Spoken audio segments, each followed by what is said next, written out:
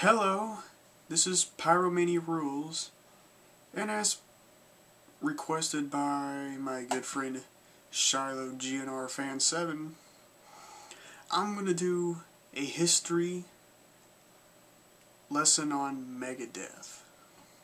Yeah, I know this is strange, but I didn't even really look half this stuff up. This is just from what I know off the top of my head, so don't start bitching if I get a couple of facts wrong or I don't get the dates exactly right. But let's go back to 1983, 1984, right around the time Metallica was making their very first album. And here they are trying to make this album, get their start, and their lead guitarist starts doing drugs and drinking and gets into a shitload of fights. And then while he's passed out, the band's deciding whether or not to keep him as their lead guitarist or not, and they decide not to.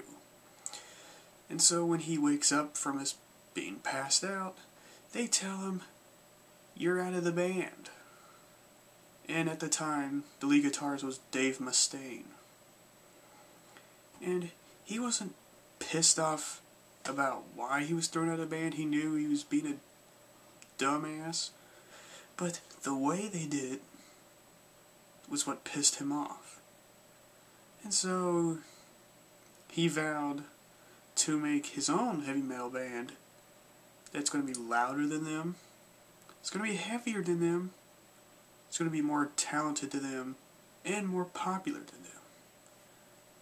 And the only one he didn't accomplish when he made the goals for Megadeth was he never got more popular than Metallica. That part they never did. So he found these three other guys to help form Megadeth and start their first album, "Killing Is My Business and Business Is Good." And let's see, when they first made it, they had a really cool looking cover for it, but somehow there was a mix-up and the record company printed it out with a different cover which looked kind of like shit, and it took them quite a while before they could have a reprinting of the album with the correct album cover on it, which took a few years.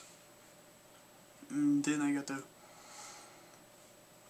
get their name out there a little bit and get touring with stuff like a cover of "Those Boots Are Made for Walking." Yeah. I never believed that when I first listened to the album.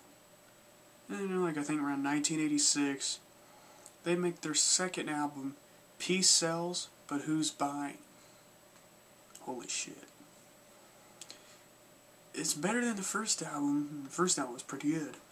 This one was incredible. It really got their name out there. It got them pretty popular at the time. And I guess when they did it MTV News with Kurt Loder, they even used the intro to "Peace Sells, But Who's Buying" song as his intro to the music news thing, which was pretty cool. And then around, I think, 1988, they made their third album. So Far, So Good, So What? Another good album that also got pretty decently popular, especially with the song "In My Darkest Hour," which is about Cliff Richards of Metallica, who died in a horrible bus accident. And Dave wasn't really pissed off at him because he was one of the members of Metallica that didn't really want to throw him out. It was Lars Ulrich and James Hetfield that threw him out. So those are the ones he was pissed off at. He wasn't pissed off at Cliff. And so he made the song in the memory of Cliff. Like, at least the music was, but The lyrics were about Cliff Richard's a bitch of a fiance because she was a bitch. And then they had a little bit more. They also had some success with that album. And then the band decided, before they could continue on, because they were going through a shitload of problems, hey, how about people like Dave Mustaine quit doing drugs? And so he went to rehab and he got clean, and I think a couple of the other band members were on drugs and they got clean. He got new people for drums, and they also person to do help with lead guitars, because Dave does about half of lead guitars and half of the rhythm on just about every single song. And then they made around 1990, they made their fourth album, Rust in Peace, which is their best-selling album of all time. I think they made almost a bigger fuss, if not the biggest fuss, of that over Peace sales, but who's buying? But this one, it really set them up as, this is one of the heavy metal bands you guys have to listen to. And it had some really good songs. I really enjoyed that album. And then they had these same four people for basically all of the 90s. Because in 92 they made Countdown to Extinction, another really good album, did pretty good. It has some good songs. In 94 they had, I'm not sure how to pronounce this exactly, Eusanthia or whatever, but it had a couple other really good songs. And one song that kind of got banned at Tout le Monde. People thought it was about suicide when it's actually about a person dying and saying his last wishes to his family. I don't know how people got that confused. Let's see, around, I think it's 97, 98, I think it's really 97. They made Cryptic Writings. It didn't do as good as the previous few albums did in popularity and album sales, but I thought it was pretty good, you know. And then the band, they decided to like break up for like a year or so, and then they decided to come back together. But he had some more new people, and then he made what many call Megadeth's worst album, Risk. I didn't think it was bad. It had some really good songs on it. So I thought it got really treated the wrong way, but it really did not do that well in album sales and so forth.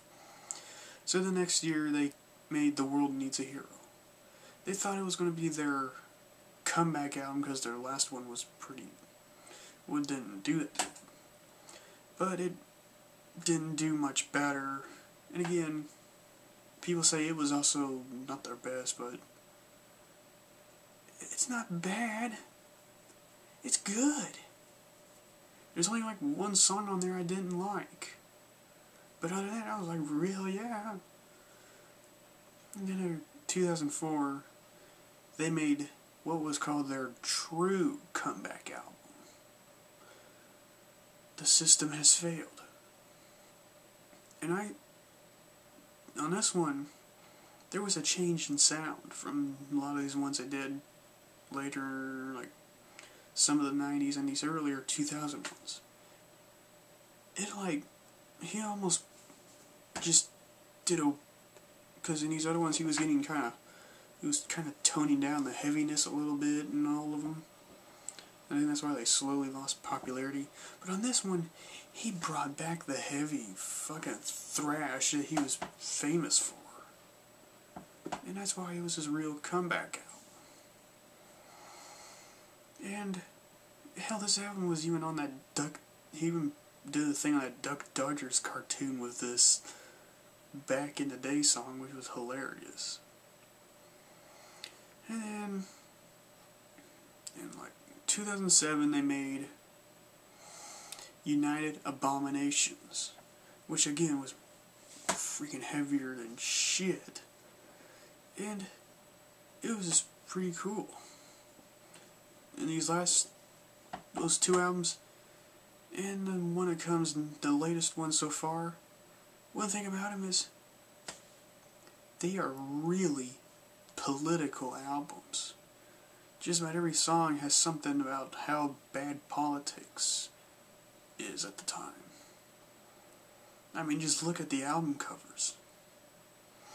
Which comes to their latest album so far, Endgame. It was also really heavy. Freaking awesome. And those past three albums, just the album covers are political. But I think they're going to make another album like later on now in 2011 or maybe in 2012. I think it's going to be called 13. But I wonder if it's going to be political also.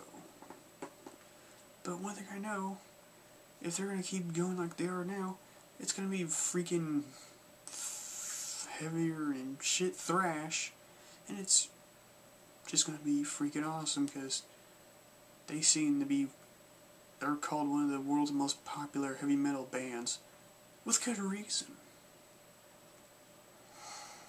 I mean, they even have their mascot, Vic Rattlehead, which they made 2 songs about in the very first album describing what he is and what he's about. But through the years, their album covers have usually had him, and sometimes they didn't. But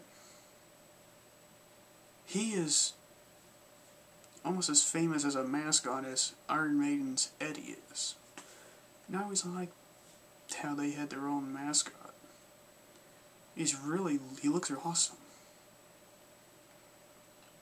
But Megadeth as a band, when they got this latest album, they got the title the most consistent heavy metal band of all time. And I really agree with that. That's true. They've always been heavy metal band. They've never been anything else. They never tried to be anything other than what they were. They know they are heavy metal as one of its finest. And they've had some feuds over the years with other bands, and well, I think Dave's done having all these feuds because his feud with Metallica, it's already over. All the fans, they keep bitching about it. You gotta understand, the bands aren't even pissed off at each other anymore. They just did the Big Four tour, which is Metallica, Megadeth, Anthrax, and Slayer. All 4 bands touring together, playing shows. You can't do that if you don't get along with each other. And besides, that's an awesome. That's gotta be like one of the best tours ever. Can you really think of a more kick-ass tour? I can't. There's some that are close, but damn. But mostly, Megadeth is, and always will be, one of my favorite heavy metal bands, and hopefully one of yours. And that's all for now, and bye.